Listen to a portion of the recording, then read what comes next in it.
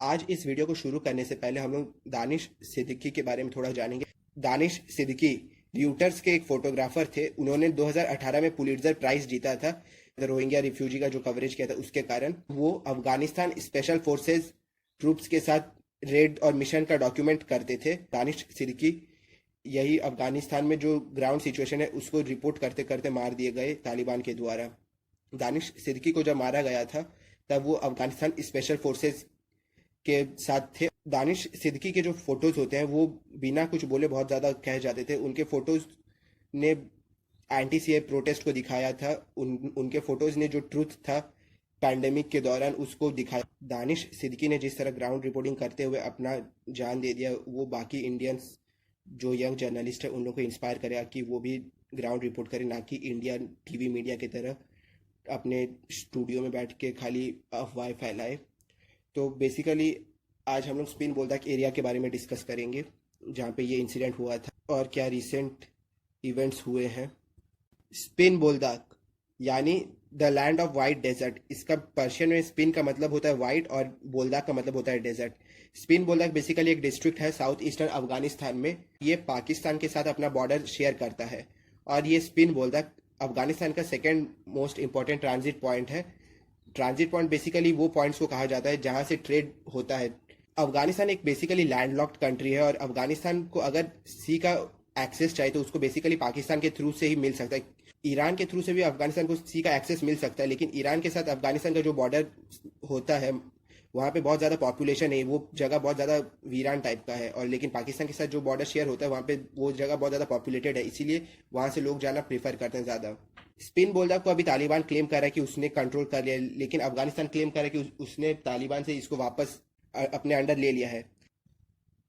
अमरुल्ला साले जो कि अफगानिस्तान के पहले वाइस प्रेसिडेंट थे, उन्होंने ये ट्वीट किया है कि पाकिस्तान एयरफोर्स ने अभी पूरी तरीके से तालिबान को सपोर्ट करना शुरू कर दिया है।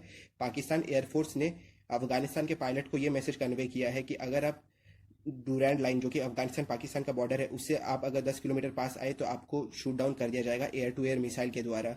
तो अभी अफगानिस्तान अपने ही देश में जो उसका बॉर्डर है वहां तक फ्लाई नहीं कर सकता, मतलब उसको अपने ही कंट्री में 10 किलोमीटर तक का नो फ्लाई जोन घोषित कर दिया पाकिस्तान ने।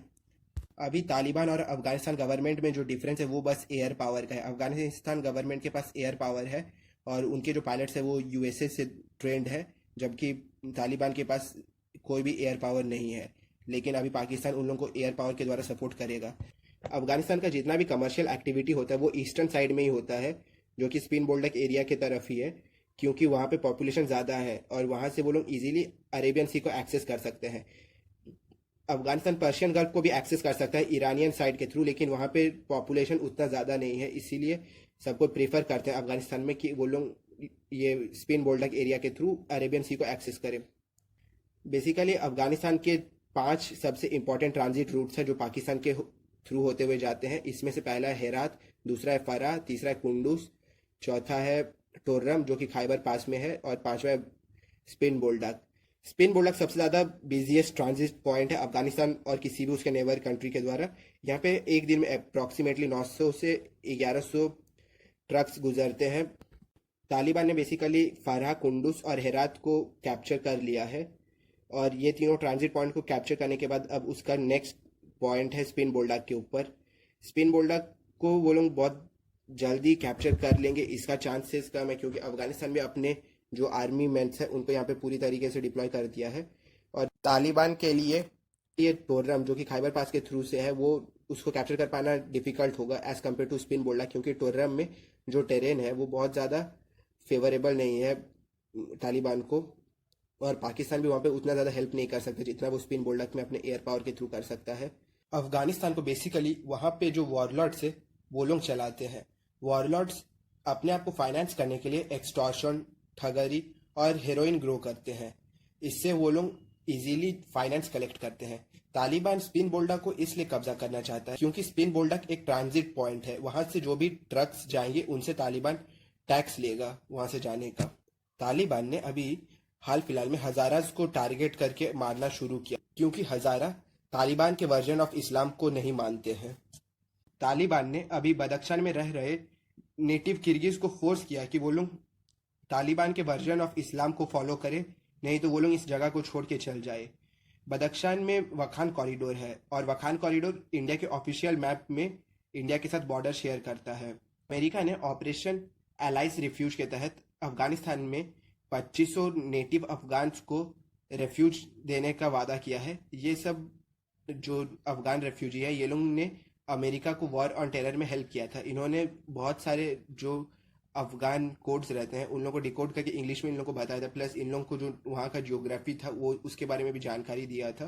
तो इसीलिए अमेरिका इन लोगों को हेल्प करना चाहता है। वहीं तालिबान इन लोगों को ख़त्म करना चाहता है क्योंकि इन्होंने तालिबान के अकॉर्डिंग इनके साथ गद्दारी किया था।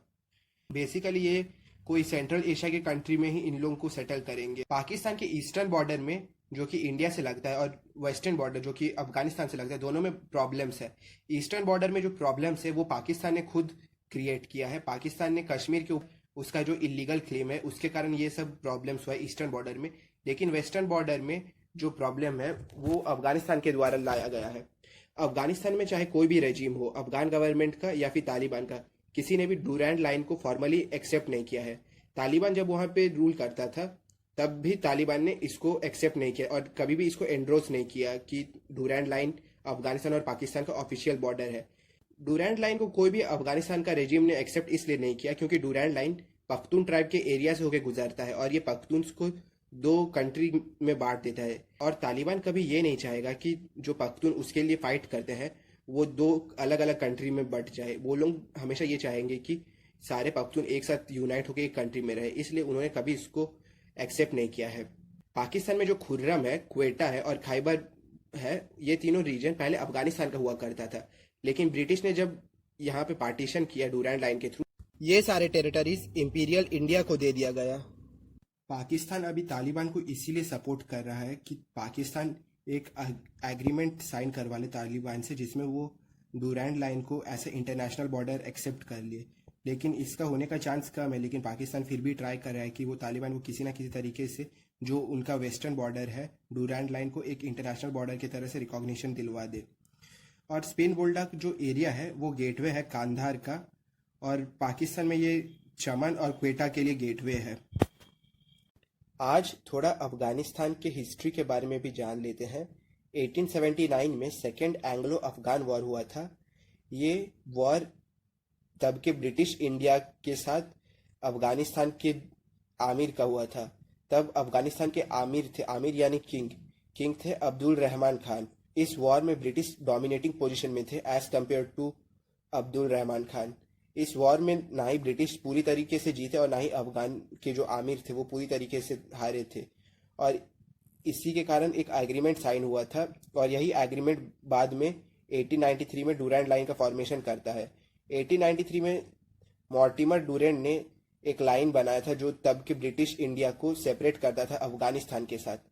ब्रिटिश ने इस वॉर के बाद अफगानिस्तान को ऐसा इंडिपेंडेंट नेशन मान लिया, बट इसमें एक ट्विस्टिंग बात यह है कि ब्रिटिश ने अफगानिस्तान को एक सॉवरेन नेशन माना, लेकिन जो भी अफगानिस्तान के फॉरेन और डिप्लोमेटिक अफेयर्स है उसको ब्रिटिश हैंडल करेंगे।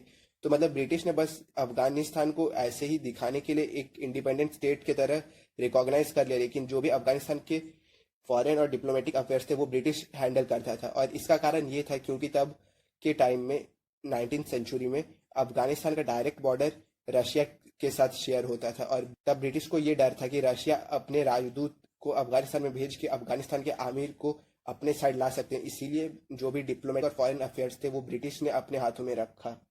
और जो डूरैंड लाइन है वो पख्तून टेरिटरी के बीचों बीच से जाता है और इसके कारण पख्तून ट्राइब दो हिस्सों में बढ़ जाते हैं। एक हिस्सा अफगानिस्तान में रह जाता है और एक हिस्सा ब्रिटिश राज में चल जाता है जो कि अभी पाकिस्तान बन चुका है। और 1901 में ब्रिटिश ने ये पूरे जो पख्तून एरिया है इसको ट्रांसफॉर्म कर दिया एक नए प्रोविंस में जिसका नाम था नॉर्थ वेस्टर्न फ्रंटियर प्रोविंस।